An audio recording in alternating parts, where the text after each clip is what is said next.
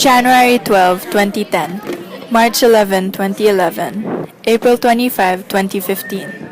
Do these dates remind you of something? Do they spark a certain emotion in you?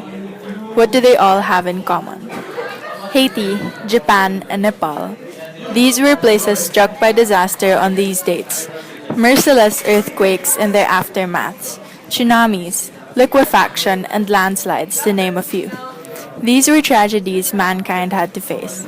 Mankind who had no idea what was going to happen and how serious the situation was going to be. Many innocent lives were taken as a result of these horrible occurrences.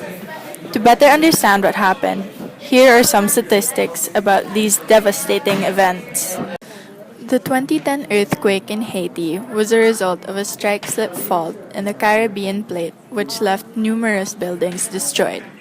In a strike-slip fault, two plates slide past against each other, causing displacement among many structures. Because of this, it is said to be one of the most destructive of all types of faults. The Haiti earthquake had a magnitude of 7.0 and took about 160,000 lives, according to a 2010 study conducted by the University of Michigan. The following year, another destructive earthquake happened about 8,129 miles away from Haiti, and this time it was accompanied by a tsunami. The epicenter that started in Tohoku, Japan's earthquake in 2011 was located underwater. This earthquake was a result of a reverse fault and the subduction in the ocean plate, where the denser plate goes back to the Earth's mantle to be reused after centuries. The earthquake had a magnitude of 9.0 that created a tsunami. Tsunamis happen when there is a sudden shift in the seafloor and the wave created by this displacement increases in height as it reaches the shore and eventually spills over the land. In 2015, yet another country in Asia experienced another destructive disaster. This time, it took place in Nepal.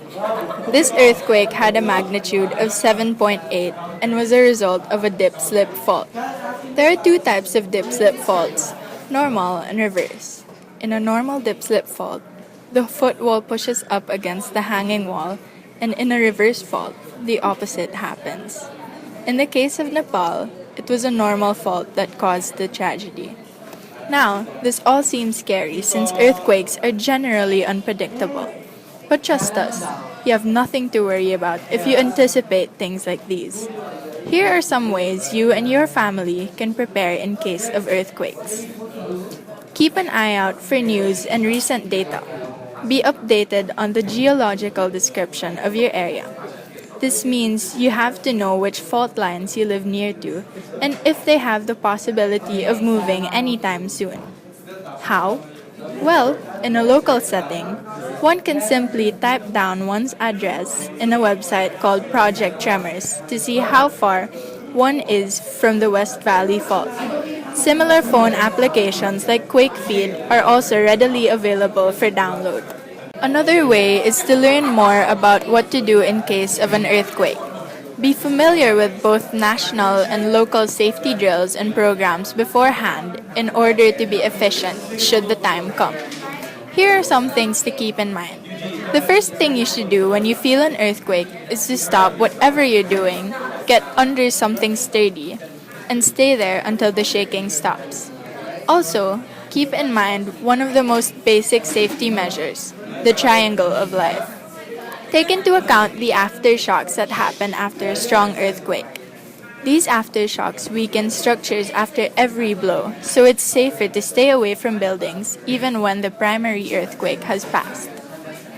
Now that you know a little more about earthquake precautions, it's time to share what you've learned, educate others, spread awareness, and through this, we can save lives.